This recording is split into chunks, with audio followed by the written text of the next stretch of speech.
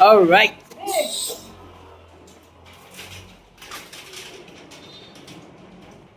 So, ayan, may tips ako sa inyo ha. Pag nagpalit kayo ng wheel seal.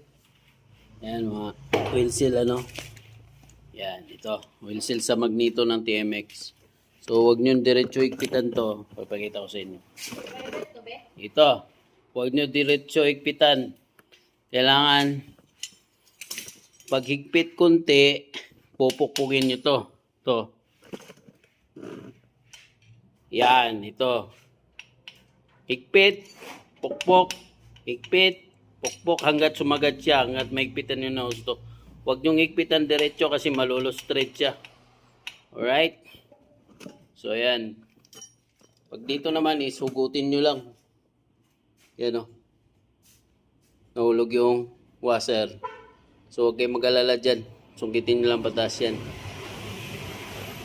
Basta, ito yung importante.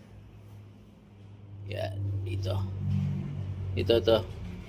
Higpit konti, pukpok konti, higpit hanggat sumagat siya. Ito, sumagat to. Saka nyo higpitan ng gusto. So dito, pag umikot na siya, so discardin nyo na lang. Ang gawin nyo is, dikitan nyo na lang ng ano, ng paglawlaw na dito. Yung ma-old na ano, no, bracket ng stator coil. Dikitan nyo na lang ng shoe glue. So, ayan, para hindi siya umikot. Isa din yan na cause ng tagas. So, dito, pwede nyo yung lagyan ng tiplon kung discardin nyo tiplon or gasket maker. Alright?